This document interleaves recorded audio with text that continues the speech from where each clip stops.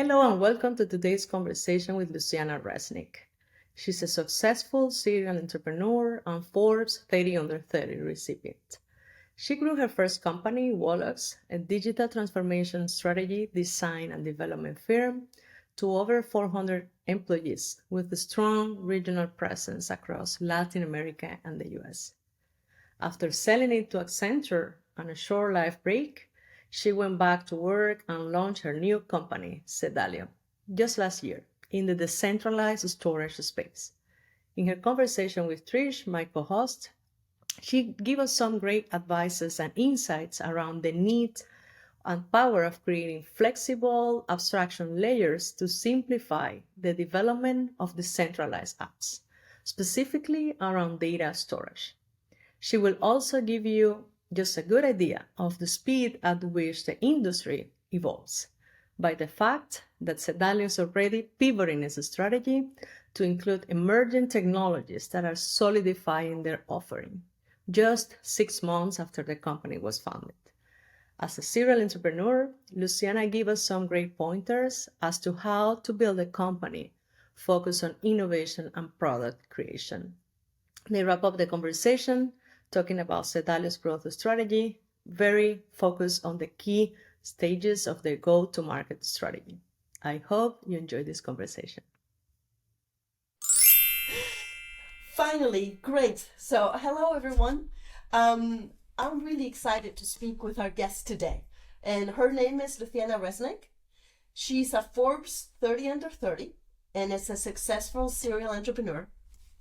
Her first company, Wolox, was acquired by Accenture, I think it was about a year and a half ago, more or less, Luciana? Almost, yeah, 2 years now. Wow, time flies. Okay, Yeah, okay. time flies. Um, but about I'm going to say 5 months ago, I think I have this right, you guys started your second company, Cedalio. Yeah, Or is it Cedalio? How should I say it? Cedalio, it's okay. Cedalio is good. Okay. Now it is in a totally different space and industry, right? And I love that about her and really about the team that she has that she started this company with, right? We've been friends not that long. We met last summer, so even less than a year ago. But I really want to say that I admire her deeply for many reasons. But just to highlight two of them. First, because she was a very young female entrepreneur when she started her first company. And I think that being an entrepreneur anywhere is difficult. I think in Latin America, it can be harder. And being a young female entrepreneur is even harder, right? And she's told me a little bit of what it means to be a young female entrepreneur. So Agree. that's one. In second, really because this second company, like I said before, is in a totally different space. And I'm aware that she was not very familiar with this space even maybe a year and a half ago, right? So to me, she exemplifies what Ikigai curious really means and what it is about, right? For her, learning, discovering new ways of doing things, working with others, building from scratch is really a big part of what gets her up in the morning and really excites her, right? And for me, that's a thing that I really admire about her. So Luciana, welcome. Thank you, Trish. And well, that sounds amazing. You make it feel like I'm the big thing here, right? You are, and I'm really glad that. And we've been trying to get together for a bit of time, so I'm really glad that we could make it happen today. Now, first of all, Great. because I'm familiar with Wolox, I actually met you and one of your co-founders, Nico, when you guys were still obviously running Wolox. But I'm sure that maybe some in our audience are not familiar with it. So I would love for you to tell us about Wolox. Even, how did it Sure. start? What was the core Mhm. business? It was acquired by Accenture. So what prompted that? Um, and then what actually prompted your departure from Accenture, which I'm sure is related to Cedalio, but I don't think that you knew you were going to make Cedalio when you left Accenture, right? So give us a little bit of background about you and your last 10 years. Nice. So let's start from the beginning. Wolox. Wolox was a company that we started with my co-founders from Buenos Aires, where I was living at the moment, about 14 years ago now, a while ago. And we were still at university studying software engineering in Buenos Aires. We were friends, colleagues, teachers, and Wolox was born from that willingness to keep working together. Like we knew that as a team or group of friends at the moment, we were great. Like we had the experience of working together at university in different things like projects or exams or things like that. And we knew that we could do great things together and that we wanted to keep working together if we could. So that was the initial spark. And I think that was the key element of our culture until the end of the days. And after that, we spent about a year or two exploring ideas. But something that we realized is that we were already working with a lot of entrepreneurs at the moment, separately, as consultants or tech leads or giving advice on how to build some new piece of tech. So at one moment we were like, hey, if we gather all the clients that we already kind of have as persons and individuals, and we create this brand to serve all those clients and make it more formal and scalable, then we may have something, right? So that was how we started. And at the moment, we were doing mainly kind of digital product creation for startups.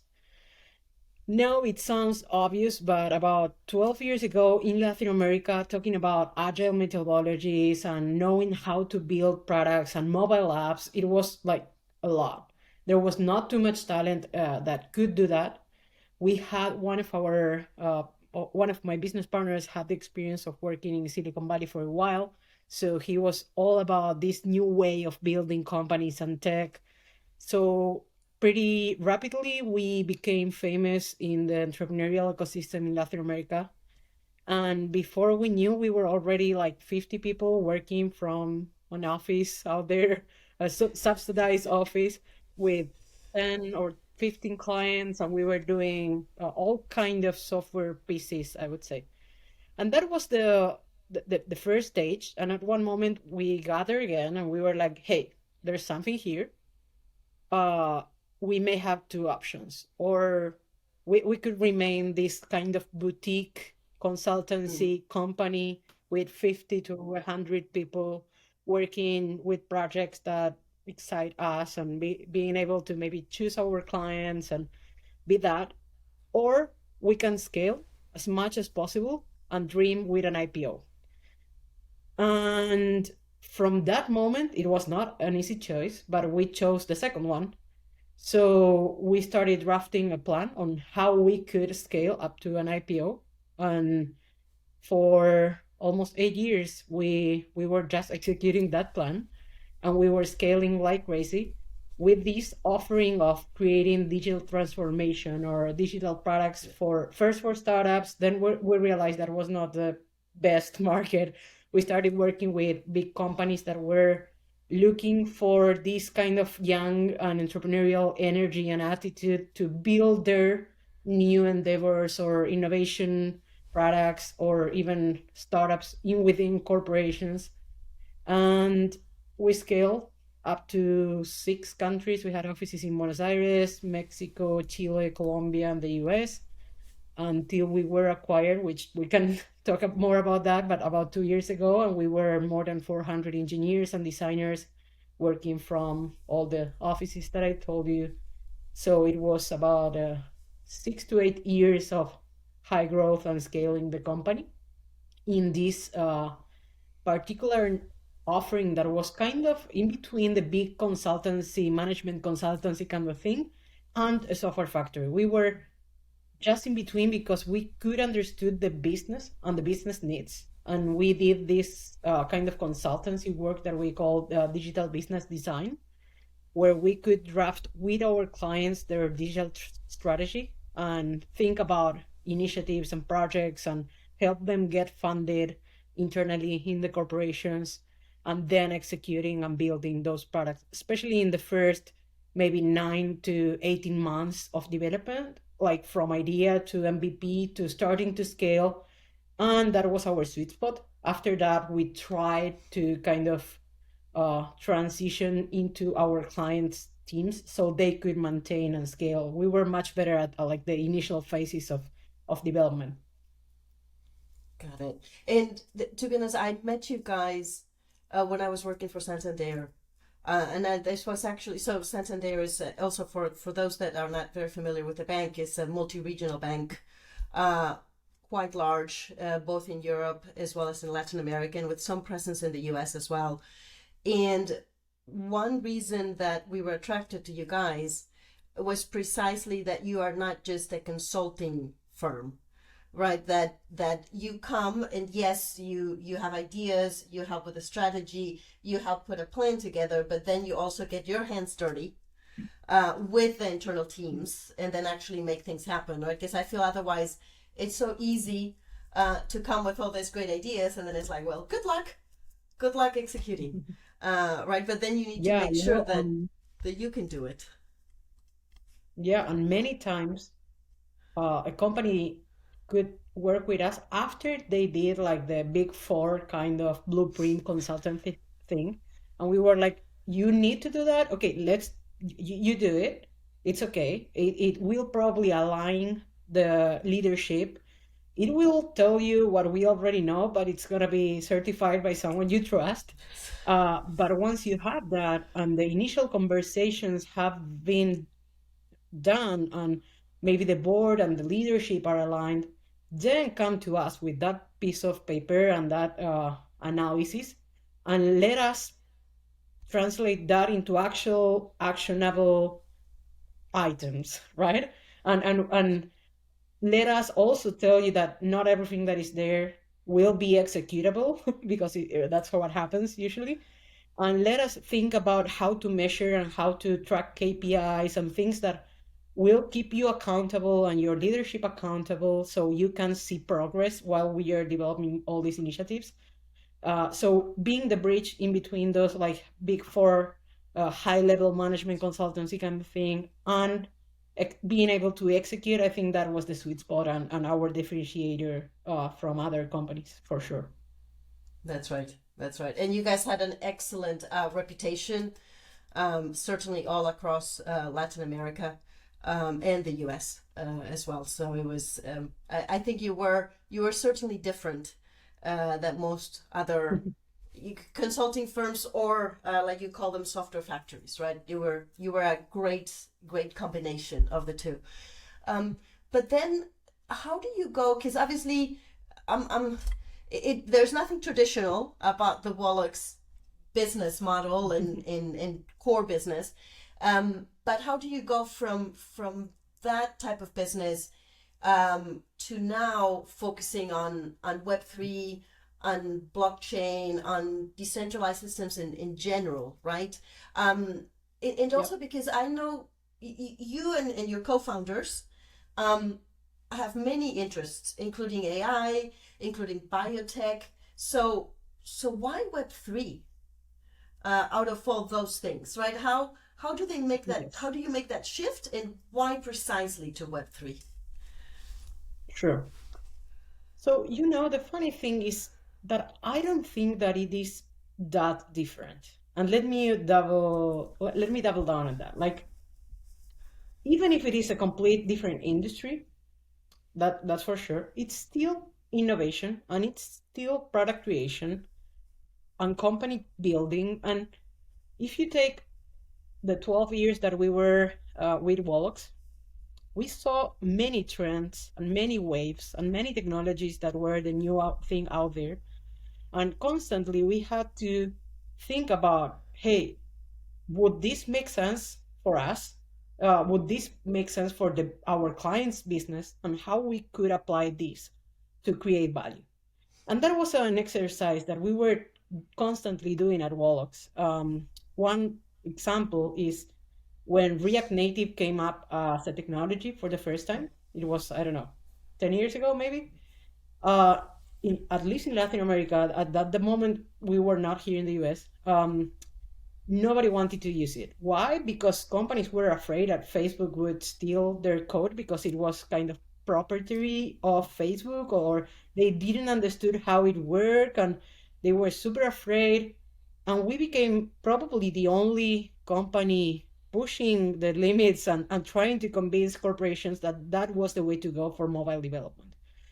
And by being the first ones doing that, after 6 months or a year or so, we got all these clients wanted to work with us because we were the only ones with experience doing that, you know.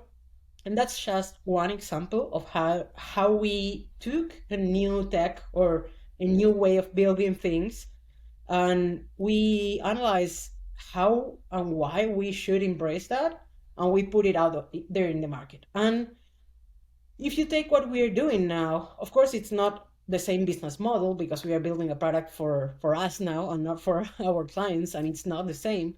But why Web3? It's just because we thought it was, and I would say blockchain and maybe not Web3. Blockchain was the right technology to Fair. fix or solve the problem that we wanted to solve. But that problem is a business problem. It's or value creation product. It's not just Web3 because of Web3, right? And when you see this that way, it's not that different. Like being in product building, in the innovation, in the cutting edge, it's always going to be, you will always have to learn something new, understand if it works or not, adapt, include it. And that's an ongoing thing, which we exercise for 12 years now, and we are doing that again. So yes, it's a very different industry. It's not a new business model. What we are doing right now is a developer tool at the end. It uses blockchain and other Web3 technologies underneath, but at the end, it's a developer tool, a SaaS product. Our business model is going to be the same one that, I don't know, GitHub, GitLab, or any other developer tool out there. We are not reinventing the wheel there.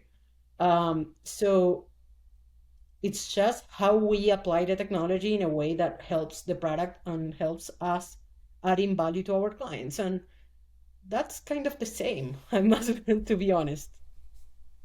And would you say then, is your company, so the way that I'm interpreting what you just said is, we're not really a blockchain company. We are a SaaS company bringing a developer tool to help with storage, building complex storage structure. And today, Yeah, what is behind that is blockchain. But if in 3 years, I love the example of a flying pigeon. If the best technology solution out there turns out to be flying pigeons, then that's the technology that would be behind your product. Is that in a simple way the case? absolutely. And actually, it's not in 3 years, it's maybe in 2 weeks because as we speak, for example, our first prototype, we built this abstraction layer to Uh-huh. create decentralized database on top of blockchains, right? And that's what we already have out there, and it's working, and we have a client, a paying client now, so it's okay. But in the last, I would say, 3 months or 6 months, many companies working on decentralized storage are tackling this issue in a very different way that leverages many of the blockchain features, I would say, without being a blockchain, but with a decentralized architecture, which is not a blockchain. For example, IPFS or Uh, Filecoin or Ceramic or Polybase and some of the names that are out there, they are all super early. Most of them are not even in production yet. So we are analyzing those technologies as they are invented, like real time. But we already think that including one of those in the next sprint or in the next release, it's going to be super important for us. Why? Well, because we realize that there's one key feature, which is private data. that it's never going to work on chain. And if we stick to the technology and not the problem, we would just say, hey, we encrypt the data, we put it on the blockchain, and that's it. But to be honest, that's not enough.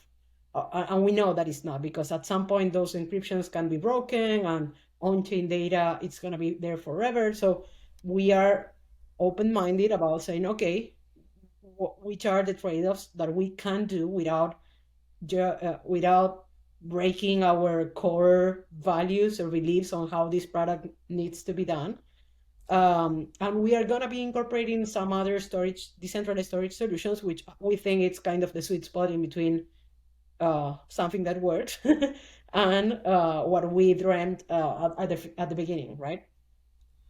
That is, yeah, I think private data, it's certainly something you wouldn't want to put on the blockchain to keep forever, right? And actually, yeah, because before you mentioned that you have a client right now that is a bank, and the first thing that I thought is like, they must want full security and full privacy for the data that they're storing, and probably even for the transactions that they're making, right? So that's even maybe, there's a lot of regulations that you're going to need to comply with. So that's upping your game a few notches, I imagine.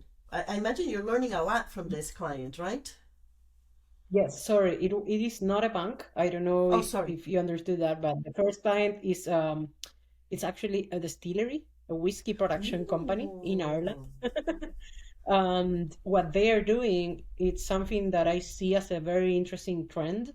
And that's one of the use cases that we didn't thought at the beginning, but it's sticking, which is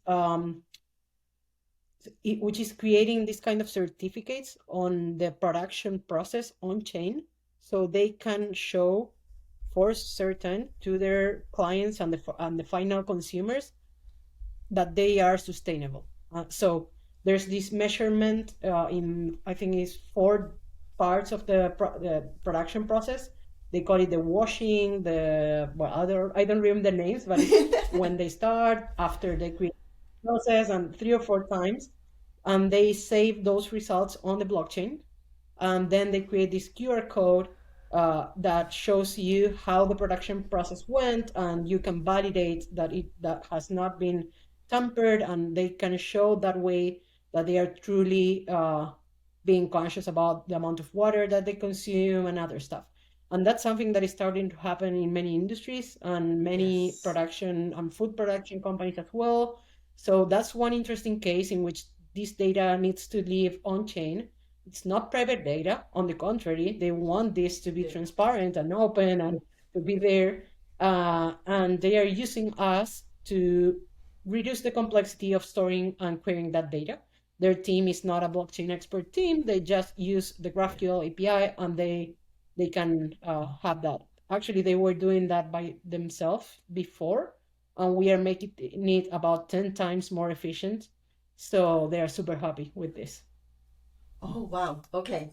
So, and I'm sorry, I must have misheard you when you were talking about the customer before, but this is for sure, like you said, around food production, being able to know what the origin of the food is and how it's being processed, and obviously the same thing for a distillery. That's a huge application for sure. Okay.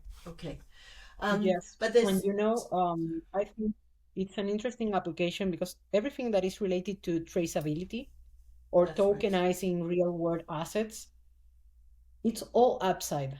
So big corporations that may be afraid of using technologies that are not super proven yet are okay with starting with this, right? And maybe once we start tokenizing assets and production processes, then the obvious next step is going to be to use all this data that is already on chain and digitalized to digitalize payments. And then it's going to be obvious for us that if we have digitalized payments and processes that are already in smart contracts, then we could start thinking about, hey, how to kind of run the core processes of the company on smart contracts. and not with people reviewing bills for 90 days before being able to pay, for example, right? So that's kind of a trend that I think it's super interesting with big corporations. They are starting to embrace this like traceability, tokenization. This is like an easy way for them to try the technology, let's say, without much risk and without messing with balances and compliance and money. That's right. And that's why I think this use case is super interesting. Wow. Okay. Okay. And then let me ask you also because, um, thinking about developers and developer tools in general, right? Um, at the end of the day, what developers use is not just one product. It's really a suite of products. And Yes. I don't know if you guys have thought about or have already started talking to developers, about what other developer tools are they using alongside Cedalio. And again, I don't know even if this question makes sense, right? But um, Yeah. is Cedalio compatible with those other tools maybe that they are using? Do they play well together? Or maybe this is so nascent that is like, yes, that's something we will worry about maybe some weeks down the road or some months down the road, but not now. I don't know. Are you thinking about this? Absolutely. And since we are, first of all, a developer tool, we are focusing a lot on providing developers with an experience that is not super different to what they are used to. So if they are, for example, already using a GraphQL database, no matter what they are using, like Hasura or Apollo or any others, it's kind of the same using us or them. There's some tiny differences, but not too many. And we definitely can play well with the front end technologies. For example, the biggest tech out there now for front end is probably Vercel or Next.js. And we are targeting front end developers. So a typical stack of a Web3 app today consists on a front end framework or language like Vercel or Next. Then usually companies are using a blockchain, no matter which one, and we are at the moment compatible with any EVM compatible chains, which are like 90% of the chains out there. Then they probably are using maybe IPFS or other services to store metadata if they're working with NFTs, for example. And then they are using probably a centralized database, like Mongo or Postgres or whatever. So what we want to change is that part, like the centralized database. If I was speaking with any Web3 developer, it doesn't make sense, honestly. If you have a whole decentralized stack, why the databases are still centralized? And usually it's because the experience to doing that in a decentralized way today is very bad. Like either because of the user experience and developer experience, or because it's not super affordable at the moment. And we are working towards that as well. Like it's not affordable if you are doing that on chain and on a layer one chain like Ethereum. We are not doing that, but that was the only option like maybe a year ago. So yeah, I mean, we plugged in into the stack. We try not to mess with what developers are already using, and we are focusing a lot in that, right? Like providing an experience that resembles what they are used to. And if they're coming from the Web2 space, they don't have to learn much about blockchains or security threats or anything. Like we handle that for them.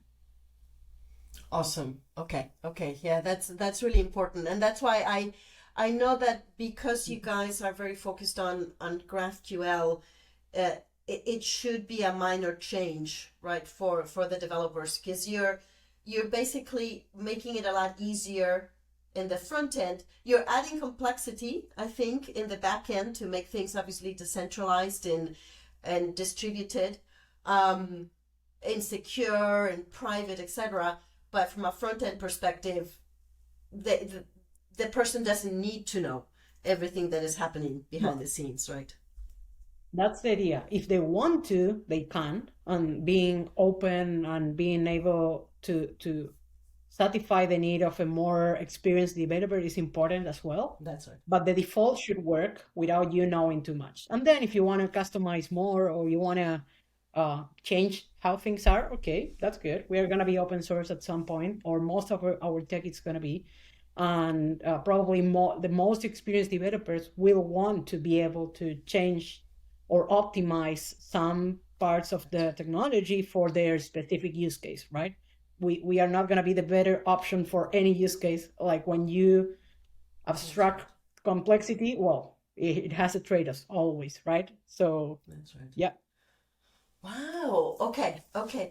And then let me change gears a little bit, right? Because I mean I find Cedalio really exciting, so I have many more questions that I could ask you, but thinking not just about the product, right, but kind of thinking a little bit more broadly about the company, right? Yes. And how you guys started the company. And I'd really want to start to understand, and I know that every company is different and every set of co-founders are different and there's no cookie cutter solution, right? So what worked for you guys may only work for you. But you know, it's three of you, right? In the way that I understand it, based on, you know, when we've chatted before, there is Nico, who is the product guru. There is Guido, who is the technical guru. And then it's you, that you're running the overall company, and so you're basically doing everything else, right? Yes, correct. Now, I think that, right, and I know that you now are not, it's not just the three of you, right? You already have a group of engineers. But how are you managing in the beginning? I always think about this saying of, if you want to go far, go together. If you want to go fast, go alone. And so how do you align to go together, but then also you have your swim lanes so that you can also execute fast, whether it's technology or product or operations or business development? How did you set that up? That's a very good question. So first of all, I will emphasize what you said, like what works for us may not work for everyone. And we had a very specific context, which is that we already worked together for like 15 years, right? And we chose to keep working together. So there are many things that are definitely there. If not, we wouldn't have done this. And what I consider is the most important thing in terms of alignment, which is sharing core values, it's there. And it's not just that I think it's there, it's that I've seen it, right? In the worst moments and in the best moments. And it's not always nice to work with other people, and maybe you are not in your best, but at the end, I trust them as nobody, probably. So that level of trust, respect, and shared core values, it's enough for me to understand that no matter what they do, they are doing that from a very good place. And I won't judge them if they fail or if they missed or if we are not aligned, or if we do not have the same ideas or opinions, if they are coming from the right place, which is, first of all, a very, very high standard in terms of the execution and the level of what we do, a very high standard in terms of work ethics, and a very high standard regarding how we respect each other and our team members and our shareholders, and that's there. And once that's super clear, to be honest, if we don't have the same opinion about something, and I would add up something else, which is very clear responsibilities. So a discussion that we had when we were starting this company was like, if we can list the 12 or 15 key responsibilities that we should have as a founded team, like, and that would cover like the whole company, from culture to being sustainable to building something that matters, to having high standards in terms of the quality of code. Like, we did this list of 12, 15 things, and we assign owners who at the end are going to be responsible for that. And we should remember once in a while that if something goes wrong in that area, I'm going to be responsible. And taking ownership of that, it's usually, it's super good for us to execute fast as well. Like if someone is messing up with an ownership that I have, okay, I can step in and say, hey, you're messing up. I'm responsible for this. So that's not how we're going to be doing this, because at the end, I'm responsible, right? Let's have a discussion or whatever, but I have the final word. But as a CEO, I'm not responsible for everything. And I think that's something, at least for me, important as well, because I've been there before. In some moments where I felt like everything was my responsibility as a CEO. And in a way it is, but also as co-founders, and especially in an early stage, we should all feel the same level of responsibility and pressure, and that helps with it, like with dealing with it, right? Because it can be a lot. That's right. No, Um, that's right. That's right. I really yes. liked, and in my head I call them direct responsible individuals, right? So you as an individual is responsible for in I think what you're saying, because you're talking about kind of 12 we can call them work streams, right? But that's clearly 12 big areas that are likely to not Yes. change over time. Maybe the specific thing that is happening might change, but that's something that you need maybe forever to be done at the company.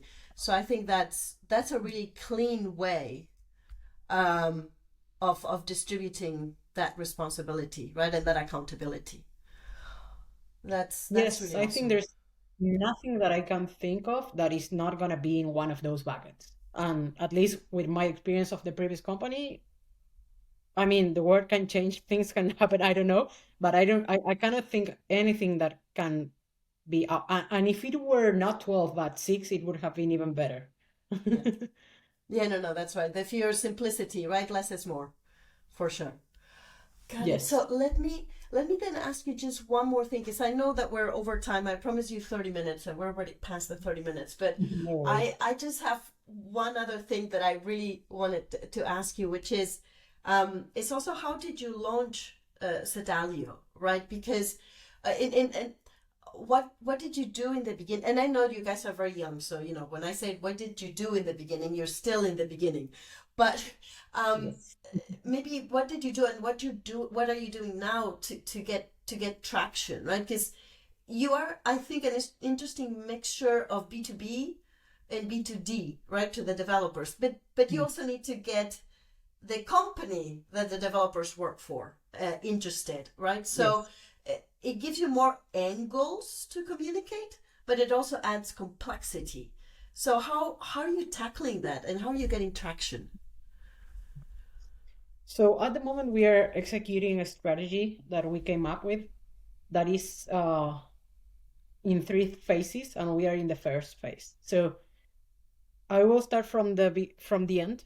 So these kind of companies, especially developer tools and developer focused companies, most of the most successful ones are usually developer first and developer driven and super engaged in the developer community.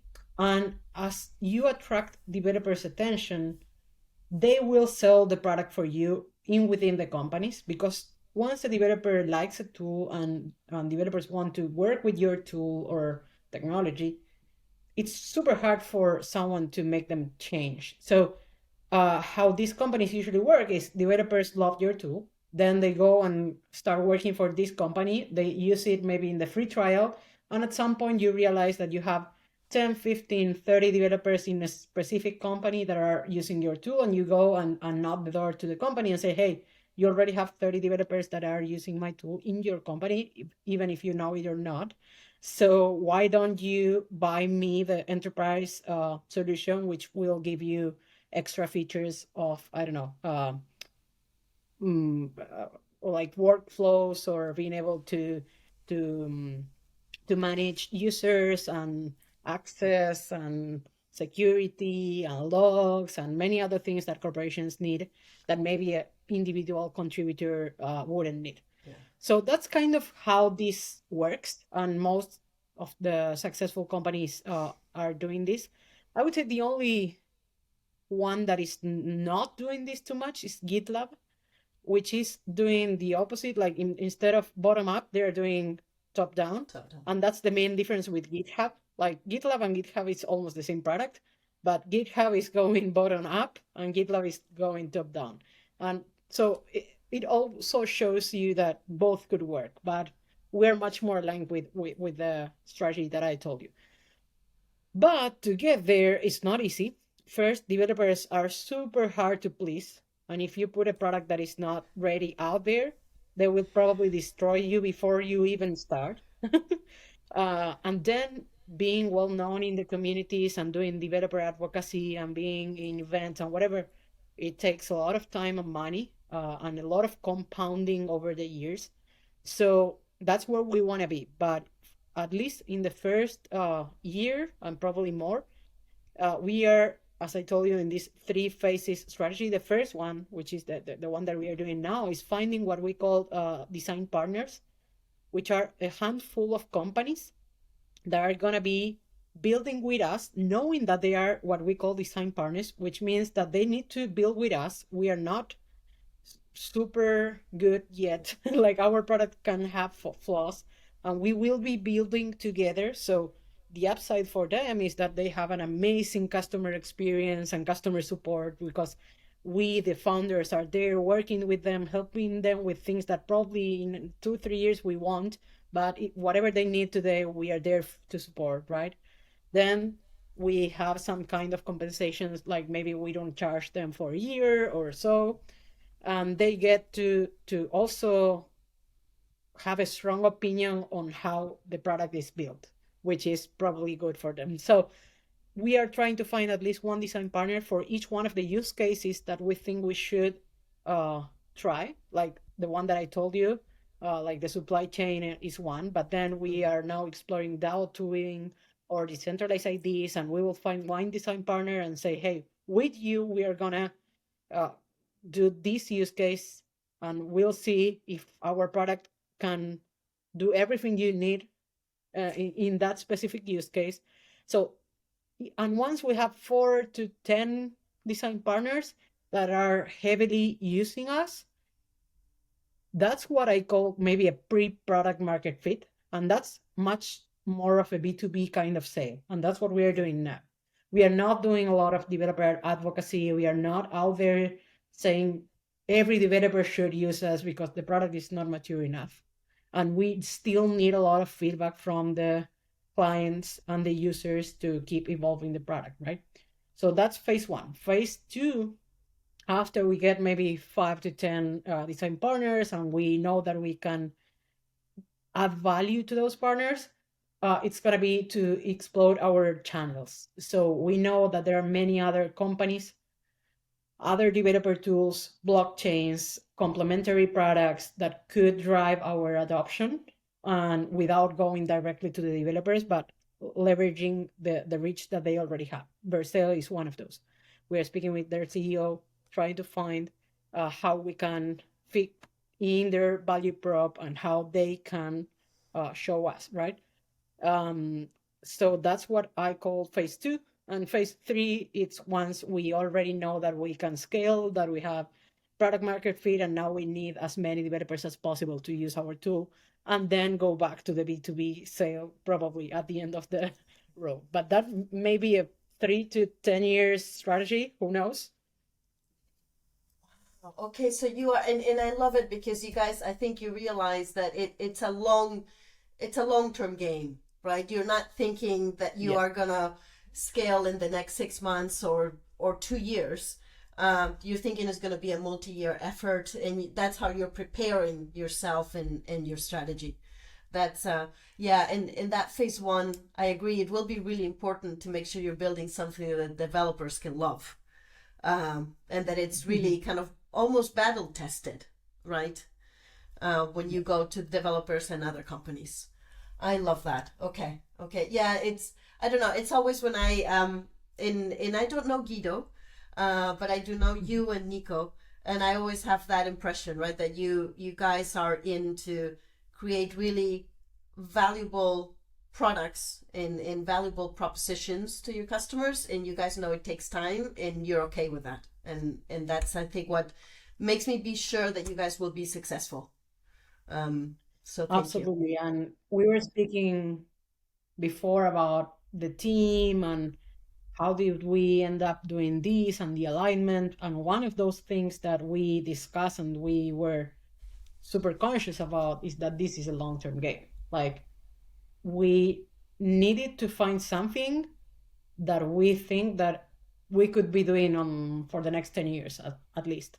And Web3 was one of those areas in which we knew that if everything comes up as we think we will, it's going to be super thrilling and exciting, and it will keep us on our toes for the next 10 years, right? And that was one of the key reasons why we decided to be in this industry, because we love to learn, we love to keep evolving and doing things differently. So if I had to say, am I gonna be 10 years in an industry that is super stable?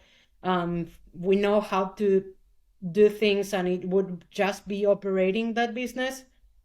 Well, we already proved that we can do that, right? So there was not enough incentive in terms of the intellectual part of the incentive, right? And developer tools is something that we know very well. Like, we have thousands of developers at Wolox, and not just ours, but also our clients. So we saw firsthand how developers work and what they need to create awesome products for many, many years. So that was kind of something that we knew that we could succeed on. And that's kind of how we end up choosing this space, which is developer tools, Web3. And well, there's a lot of other things that we could discuss on how we started there and now are working on decentralized storage, and which is something much more focused, right? But we'll see how it evolves. But probably whatever we do, or if we change or pivot or whatever, it's going to be in this space of developer tools plus Web3, blockchain, or decentralization. Perfect. Well, thank you. I honestly, I still have lots of things that I would love to discuss with you. So hopefully we have the door open to continue the conversation another time. But thank you so much Absolutely. for your time today. Thank you. Thank you, Trish. I felt super comfortable. Nice questions, and I hope you enjoyed. And yeah, I had lots thank of you for fun. inviting me and having me here. Thank you. Have a Okay. good one. Talk to you very soon. Bye bye.